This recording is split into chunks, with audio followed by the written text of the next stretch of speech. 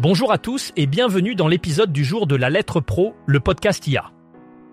Je suis Brulatour, le rédacteur en chef de la Lettre Pro. Aujourd'hui, nous explorons les sujets brûlants de l'industrie de la radio et du podcast. Au programme, la crise que traverse la radio entre créativité et contraintes corporatives. Les efforts de Fréquence Z pour mieux comprendre la jeunesse de 2025 et bien plus encore. Commençons sans plus attendre par le premier sujet du jour. Lors du récent Paris Radio Show, J. Mark Gilman, un ancien animateur de radio sud-africain et consultant média au Royaume-Uni, a partagé sa vision sur l'état actuel de la radio. Selon lui, l'industrie est étouffée par des décisions frileuses et des pressions économiques qui limitent la créativité. Gilman propose une voie d'avenir qui nécessite un retour à l'essence du direct et une redéfinition des relations avec les annonceurs. Il se demande si la radio est prête pour une telle transformation ou si elle continuera de perdre du terrain face aux acteurs numériques. Ce débat souligne l'urgence de repenser notre approche pour revitaliser ce média traditionnel. Fréquence Z, une initiative de Énergie Globale et sa cellule Études et Insights, en collaboration avec l'Institut StoryMind, dirigé par l'anthropologue Jean-Emmanuel de la Saussaye, s'intéresse aux modes de vie et aspirations des jeunes de 18 à 30 ans en 2025.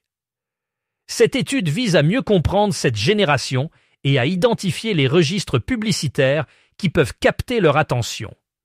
Les résultats indiquent que les jeunes sont sensibles à 3 aspects principaux: l'attachement, l'attention et la viralité des contenus. Ces éléments sont essentiels pour les marques qui cherchent à établir un lien significatif avec cette audience. Fréquence Z représente une opportunité pour les annonceurs de s'adapter aux nouvelles priorités de cette génération et de maximiser l'impact de leurs campagnes publicitaires. Le chiffre d'affaires publicitaire des indés radios a progressé de 3,5% en 2024, atteignant 185 millions d'euros. Cette augmentation est particulièrement remarquable dans un marché radio qui reste globalement stable, avec une croissance de seulement 0,9%. La publicité nationale a joué un rôle clé dans cette progression, affichant une hausse de 7,8% par rapport à l'année précédente et atteignant 111,8 millions d'euros. Cependant, cette dynamique positive est contrastée par un repli de la publicité locale, qui a diminué de 2,4% pour s'établir à 73,2 millions d'euros. Cette situation met en lumière les défis auxquels fait face le secteur, notamment la nécessité de maintenir un équilibre entre les revenus nationaux et locaux pour assurer une croissance durable à long terme. La Fédération des radios associatives de Nouvelle-Aquitaine, FRANA, tiendra son assemblée générale annuelle le samedi 26 avril 2025 à Sauveterre-de-Guyenne, dans le département de la Gironde. Cet événement, organisé cette année en partenariat avec REM Radio, constitue un temps fort pour le réseau régional.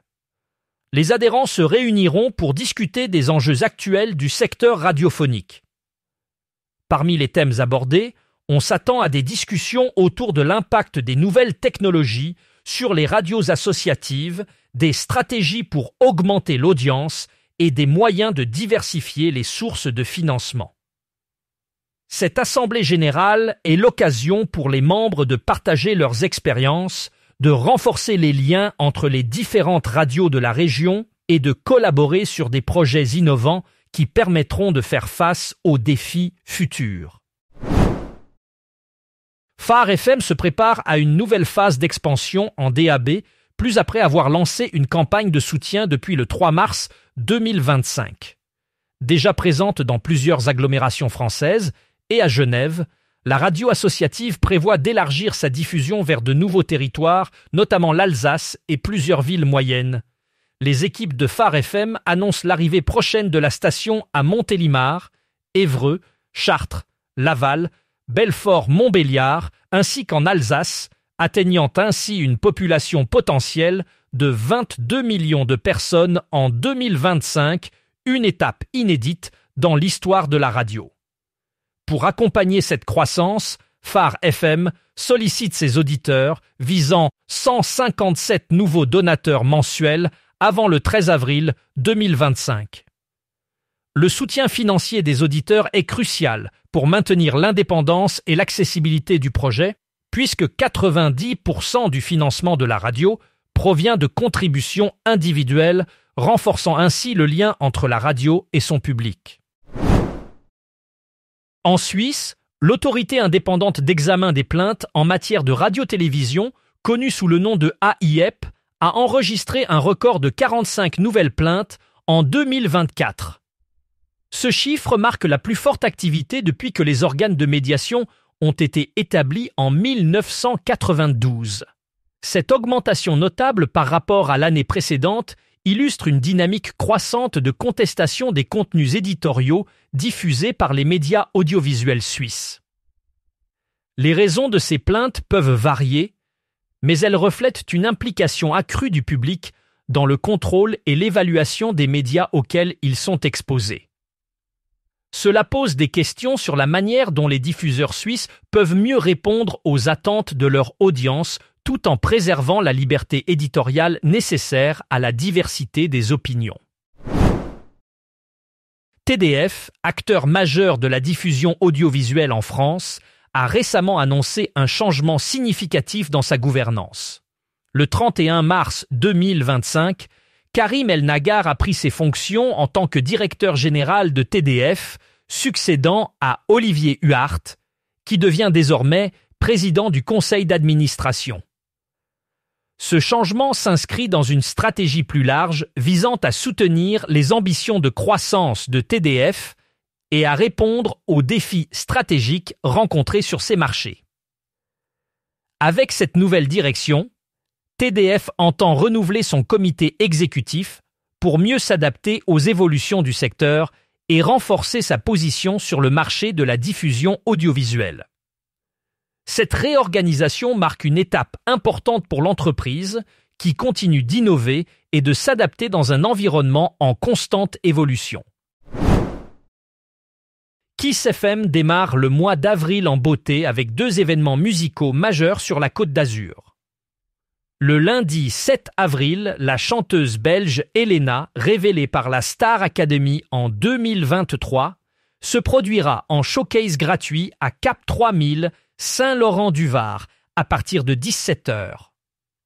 Cet événement, organisé par Kiss FM, offre aux fans l'opportunité d'entendre des morceaux de son premier album Ailé, sorti le 14 mars, avec des titres à succès comme Mauvais garçon et Summer Body. 2 jours plus tard, le 9 avril, l'équipe de la matinale de Kiss FM sera en direct du Riviera Golf de Barbossy à Mandelieu-la-Napoule.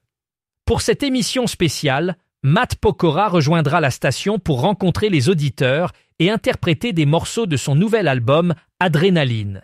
Les auditeurs peuvent gagner des invitations à ces événements à l'antenne. Ne manquez pas ces moments musicaux exceptionnels organisés par Kiss FM. L'Alliance de la radio, une organisation représentant les intérêts du secteur radiophonique, a récemment lancé un appel pour alléger les mentions légales obligatoires dans les publicités radio.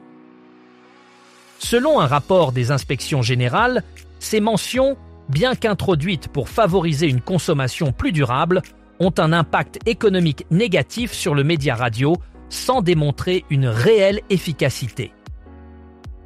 L'Alliance propose donc une suppression progressive de ces mentions, arguant qu'elles alourdissent inutilement les spots publicitaires et entravent la créativité des annonceurs. Cet appel s'inscrit dans un contexte où la radio cherche à se moderniser et à s'adapter aux nouvelles attentes des auditeurs tout en restant compétitive face aux autres médias. Pour plus d'informations sur cette initiative et d'autres actualités du secteur, n'hésitez pas à visiter notre site lalettre.pro ou à vous abonner à notre newsletter quotidienne.